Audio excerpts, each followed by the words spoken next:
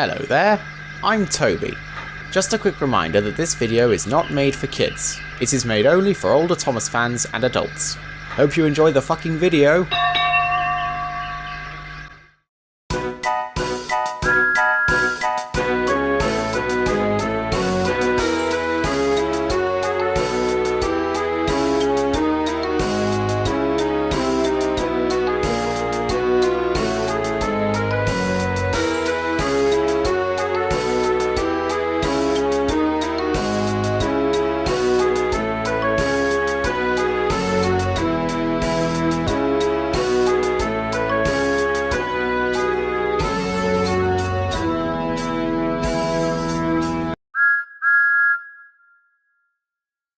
When Duck was sent to Edward Station, Diesel had to manage the yard alone.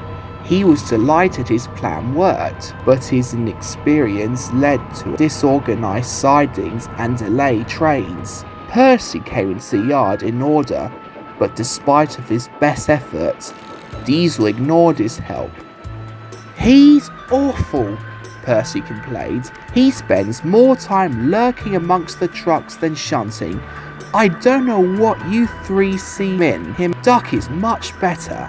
"Pah!" snorted James. "We have no patience for gossipy shunters, and that goes for you too, little Percy."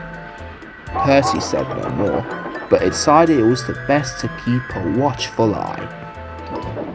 The first train of the day is Henry's stopping service, followed by Gordon's express. One morning, Diesel put the coaches for those trains at the wrong platforms. When Henry arrived, he back onto the express. By the time the station master worked out what happened and the signalman cleared the path to the correct coaches, Henry was delayed and none too pleased. 10 minutes behind schedule," he fumed. "All due to your inconsistency, revolutionary indeed. If my trains are late again, I'll give you revolutionary." Diesel had no reply. He sulked angrily, thinking about how to pay Henry out. The next morning, Diesel had a scheme. He purposefully put the coaches at the wrong platforms again. Percy shunted nearby and I was about to speak up when Henry arrived. "What's this?" demanded Henry. "Don't tell me you made the same mistake again." "Why, certainly not. Your words taught me a valuable lesson," Diesel replied greasily. "This is a change request by the Fat Controller himself. The way I heard it, you pulled the express much better. Gordon is only suited for that kipper of yours now. It's your turn today, and perhaps forever." Diesel scuttled away, leaving Henry full of pride. When Gordon arrived, he was surprised to be coupled up to the local. Percy tried to tell him what he had seen, but Gordon and Henry argued so bitterly that they paid no attention. In the end, Gordon left with a very late local and a nasty disciplination. "That's Henry," he complained to Percy, "saying he pulls the express better than me. Oh, what railway's that true? My passengers never complained once, and to suggest I'll be pulling the flying kipper? Disgraceful! Where did he get such an idea?" "From Diesel. I tried to tell you earlier, you big silly engines," scolded Percy. "Diesel made you act horrid to Duck, and now you're being horrid to each other. Sit around and moan if you like, but I've had enough." Percy stormed away. Gordon was speechless. Soon Percy had devastated the scheme of his own and was chatting with the trucks. "You know," he began, "I've heard something rather interesting."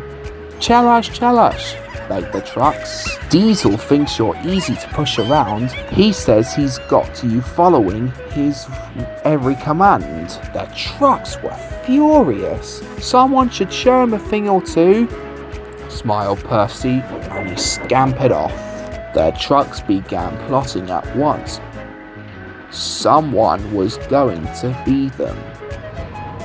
The next day, Diesel shunted the coaches for the first 2 trains, and he was readily James's slow goods. The trucks began giving him trouble. "Come on, you wretched things," he growled. "Move!" "As you wish," they laughed. As they crossed the junction point, it happened. The trucks surged back and forth and pushed Diesel off the rails. They sat blocking the line to the express. At that moment, Henry arrived. "What on earth are you doing? You're in the way of my express." The Fat Controller came to see what the matter was. "Please be off with your local train, Henry. I'll attend this mess." Henry was confused.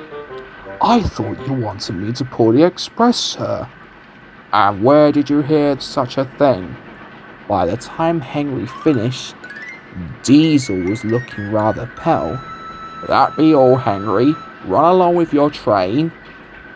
"As for you," the Fat Controller said, turning to Diesel, "I shall deal with you later." Before long, Percy and the cranes had Diesel back on the rails. He spent the rest of the day in the sheds. When the big engines returned, they hissed and glared at him.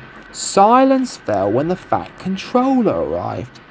"My engines do not tell lies," he said sternly. "I will not stand for disrespectful behaviour like this. Furthermore, you have shown you are incapable of handling the work in my yard.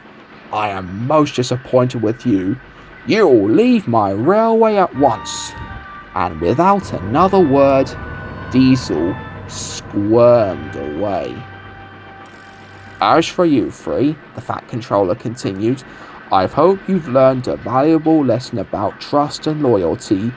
I don't expect my engines to believe unfounded claims. At least one engine saw sense, although I don't approve of your methods, Percy." He trailed off. Percy blushed. "Sir, how did you—" "However," winced the Fat Controller, "as long as you remain as an isolated incident, we shall say nothing more. Now I can count on you to handle the shanty until Duck returns." "Certainly, sir," peeped Percy as he hurried away to tidy the yard.